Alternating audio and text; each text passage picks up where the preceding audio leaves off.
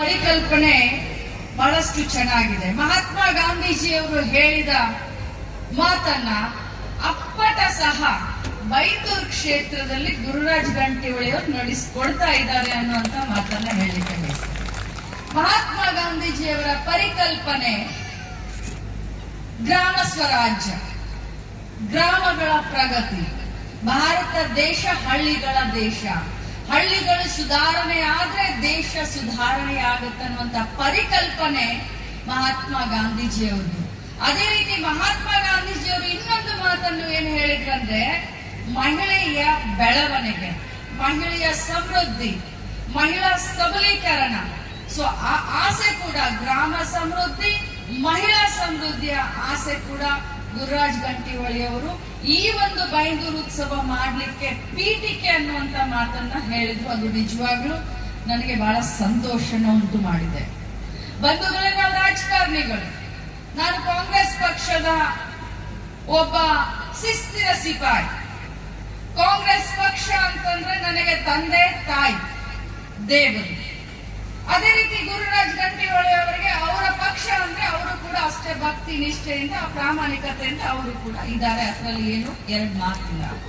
ಆದ್ರೆ ನಾವು ಜನಪ್ರತಿನಿಧಿಗಳಾಗಿ ಜನರು ನಮ್ಮನ್ನ ಸಾವಿರಾರು ಲಕ್ಷಾನ ಗಂಟೆ ನಮ್ಮನ್ನ ನೋಡುವಂತ ಸಂದರ್ಭದಲ್ಲಿ ಸಮಾಜಮುಖಿಯಾದಂತ ಚಿಂತನೆ, ಸಮಾಜಕ್ಕೆ ಮಾದರಿಯಾಗುವಂತ ಚಿಂತನೆಯನ್ನು ನಾವು ಮಾಡಬೇಕಾಗಿದೆ.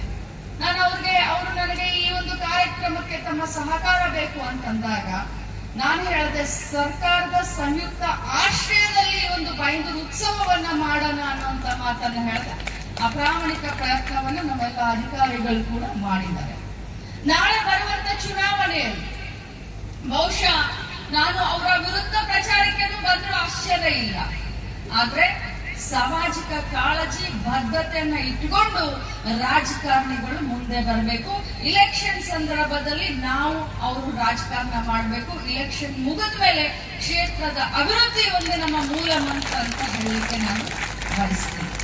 ಬಂಧುಗಳೇ, ಕರ್ನಾಟಕ ರಾಜ್ಯದಲ್ಲಿ ಇವತ್ತು ಸಿದ್ದರಾಮಯ್ಯನವರ ಸರ್ಕಾರ ಮಹಿಳಾ ಸಬಲೀಕರಣಕ್ಕೆ ಅನೇಕ ಕೊಡುಗೆಗಳನ್ನ ಇವತ್ತು ನಾನು ಮಹಿಳಾ ಮಕ್ಕಳ ಕಲ್ಯಾಣ ಮತ್ತು ವಿಶೇಷ ಚೇತನ ಮತ್ತು ಹಿರಿಯ ನಾಗರಿಕರ ಸಚಿವೆಯಾಗಿ ನಮ್ಮ ಇಲಾಖೆಯಿಂದ ಮಹಿಳೆಯರಿಗೆ ಅನೇಕ ಯೋಜನೆಗಳನ್ನು ನಾವು ತೆಗೆದುಕೊಂಡು ಬಂದಿದ್ದೀವಿ. ಅದರಲ್ಲಿ ಇವತ್ತು ವಿಶೇಷವಾಗಿ ದುಡ್ಮಿ ಅಂತ ನಾವು ಅದನ್ನ ಉದ್ಘಾಟನೆಯನ್ನ ಮಾಡಿದ್ವಿ. ಅದು ಒಂದು ವಿಶೇಷವಾದಂತ ತಮ್ಮ ಪ್ರಯತ್ನ ಅಂತ ಹೇಳಲಿಕ್ಕೆ ಬಯಸ್ತೇನೆ. ಇವತ್ತು ಗೃಹಲಕ್ಷ್ಮಿ ಆಗಿರಬಹುದು, ಶಕ್ತಿ ಯೋಜನೆ ಆಗಿರಬಹುದು, ಗೃಹ ಜ್ಯೋತಿ ಯೋಜನೆ ಆಗಿರಬಹುದು, ಇವೆಲ್ಲ ವಿಶೇಷವಾಗಿ ನಮ್ಮ ಮಹಿಳೆಯರಿಗೆ ನಾವು ಸ್ವಾಭಿಮಾನದ ಸ್ವಾವಲಂಬನೆ ಜೀವನವನ್ನ ನಡೆಸಲಿಕ್ಕೆ ಒಂದು ಸಣ್ಣ ಪ್ರಯತ್ನ ಅಂತ ನಾನು ತಮಗೆ ಹೇಳಲಿಕ್ಕೆ ಬಯಸ್ತೇನೆ. ಇವತ್ತು ಏನಾದ್ರೂ ಮಹಿಳೆ ಸ್ವಾಭಿಮಾನದಿಂದ ನನ್ನ ಒಂದು ಭಾಷಣದ ಒಂದು ತುಣುಕನ್ನು ಕೂಡ ತಮಗೆ ಸ್ಕ್ರೀನ್ ಮೇಲೆ ನಮ್ಮ ಸಹೋದರರಾದಂತ ಗಂಟಿಹೊಳಿ ಅವರು ತೋರಿಸಿದ್ರು. ನನಗೆ ಬಹಳ ಹೆಮ್ಮೆ ಅನ್ಸುತ್ತೆ. ಮಹಿಳೆ ಅಂತಂದ್ರೆ ವಿಶೇಷವಾದಂತ ಒಂದು ವಿಷಯ ಅಂತ ಹೇಳಲಿಕ್ಕೆ ಬಯಸ್ತೇನೆ. ಒಂದು ಕಾಲದಲ್ಲಿ ಮಹಿಳೆಯನ್ನ ಯಾವ ಮಟ್ಟಿಗೆ ನೋಡ್ತಾ ಇದ್ರು, ಆದ್ರೆ ಈ ಕಾಲದಲ್ಲಿ ಪ್ರತಿಯೊಬ್ಬರು ಕೂಡ ಪಕ್ಷಾತೀತವಾಗಿ ಮಹಿಳೆ ಮುಂದೆ ಬರಬೇಕನ್ನುವಂತ ಹಂಬಲ ಇವತ್ತು ಎಲ್ಲರಿಗೂ ಇದೆ.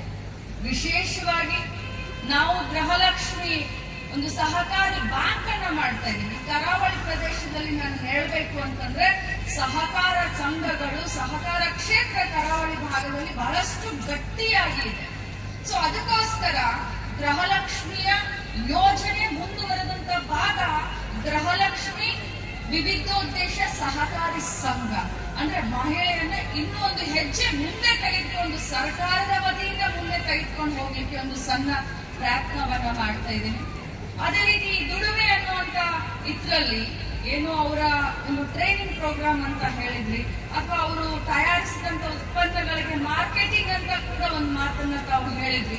ಅದು ವಿಶೇಷವಾಗಿ ಇವತ್ತು ನಾನು ಗೃಹಲಕ್ಷ್ಮಿ ಡಿಜಿಟಲ್ ಮಾರ್ಕೆಟಿಂಗ್ ಅನ್ನುವಂತ ಒಂದು ಆಪ್ ಅನ್ನ ನಾವು ನಮ್ಮ ಒಂದು ಸರ್ಕಾರದಿಂದ ಮಾಡ್ತಾ ಇದ್ದೀವಿ. ಸೊ ಈ ದುಡಿಮೆಯಲ್ಲಿ ಎಷ್ಟು ಜನ ಮಹಿಳೆಯರಿದ್ದಾರೆ, ತಾವು ತಮ್ಮ ಉತ್ಪಾದನೆ ಮಾಡಿದಂತ ವಸ್ತುಗಳನ್ನ ಗೃಹಲಕ್ಷ್ಮಿ ಡಿಜಿಟಲ್ ಮಾರ್ಕೆಟ್ ನಲ್ಲಿ ತಾವು ಮಾರ್ಕೆಟಿಂಗ್ ಮಾಡ್ಲಿಕ್ಕೆ ಎಲ್ಲ ರೀತಿಯಾದಂತ ಸಹಕಾರವನ್ನ ನಮ್ಮ ಇಲಾಖೆಯಿಂದ ನಾನು ತಮಗೆ ಕೊಡ್ತೀನಿ ಅನ್ನುವಂತ ಭರವಸೆಯನ್ನ ಹೇಳ್ತಾ ಇದ್ದೀನಿ. ಇನ್ನೊಂದು, ಇದು ನಾನು ಹೇಳಲಿಲ್ಲ ಅಂತಂದ್ರೆ ತಪ್ಪಾಗುತ್ತೆ, ಒಳ್ಳೆ ಕೆಲಸ ಮಾಡ್ತಾ ಇದ್ರ, ನಿಸ್ವಾರ್ಥತೆಯಿಂದ ಜನರ ಸೇವೆನ ಮಾಡ್ತೀರ. ನಮ್ಮ ರಾಜಕೀಯ ಗುರುಗಳು DK ಶಿವಕುಮಾರ್ ಅವರು ಒಂದು ಮಾತು ಹೇಳ್ತಾರೆ, ದೇವರು ವರನು ಕೊಡೋದಿಲ್ಲ, ಶಾಪನು ಕೊಡೋದಿಲ್ಲ. ದೇವರು ವರನು ಕೊಡೋದಿಲ್ಲ, ಶಾಪನು ಕೊಡೋದಿಲ್ಲ. ದೇವರು ಒಂದು ಅವಕಾಶ ಕೊಡ್ತಾನೆ ಅಂತ ಹೇಳ್ತಾರೆ. ಆ ಅವಕಾಶ ಕೊಟ್ಟಂತ ಸಂದರ್ಭದಲ್ಲಿ ಜನರ ಮನಸ್ಸಿನಲ್ಲಿ ಶಾಶ್ವತವಾದಂತ ಸ್ಥಾನವನ್ನ ನಾವು ತೆಗೆದುಕೊಳ್ಬೇಕು ಅಂತ ಕೆಲಸವನ್ನು ತಾವು ಮಾಡ್ತಾ ಇದ್ದೀವಿ. ತಮಗೆ, ತಮ್ಮ ತಂಡಕ್ಕೆ ಶುಭಾಶಯವನ್ನ ತಿಳಿಸ್ತೀನಿ. ಮತ್ತು ಜೊತೆಯಲ್ಲಿ ಇಂಥ ಒಂದು ಕಾರ್ಯಕ್ರಮಕ್ಕೆ ಕಾಂಗ್ರೆಸ್ ಪಕ್ಷದ ಎಲ್ಲ ನಮ್ಮ ನಾಯಕರು, ಎಲ್ಲ ನಮ್ಮ ಬ್ಲಾಕ್ ಅಧ್ಯಕ್ಷರುಗಳು, ಪಂಚಾಯಿತಿ ಸದಸ್ಯರು ಪ್ರತಿಯೊಬ್ಬರು ಕೂಡ ಕೈ ಜೋಡಿಸಿದ್ದಾರೆ ಅಂತ ತಾವೇ ಬಾಯಿಯಿಂದ ಹೊಗಳಿದ್ದೀರಾ. ಅದಕ್ಕೂ ಕೂಡ ತಮಗೆ ಧನ್ಯವಾದವನ್ನ ಸಲ್ಲಿಸಿ, ವಿಶೇಷವಾಗಿ ನಮ್ಮ ಜಿಲ್ಲಾಡಳಿತ, ಜಿಲ್ಲಾ ಪಂಚಾಯಿತಿ ಮತ್ತು ಬೇರೆ ಬೇರೆ ನಮ್ಮ ಸರ್ಕಾರಿ ಇಲಾಖೆಗಳು, ಕೃಷಿ ಇಲಾಖೆ ಇರ್ಬೋದು, ಆರೋಗ್ಯ ಇಲಾಖೆ ಇರ್ಬೋದು, ಅನೇಕ NGOಗಳು ಕೂಡ ಇದಕ್ಕೆ ಕೈ ಜೋಡಿಸಿದ್ದಾರೆ. ಅನೇಕ ಜನ ದಾನಿಗಳು ಕೂಡ ಇಂಥ ಒಂದು ದೊಡ್ಡ ಕಾರ್ಯಕ್ರಮಕ್ಕೆ ಕೈ ಜೋಡಿಸಿದ್ದಾರೆ. ತಮ್ಗೆಲ್ಲರಿಗೂ ಕೂಡ ನಾನು ಈ ವೇದಿಕೆ ಮುಖಾಂತರ ಅಭಿನಂದನೆಯನ್ನು ಸಲ್ಲಿಸ್ತೀನಿ.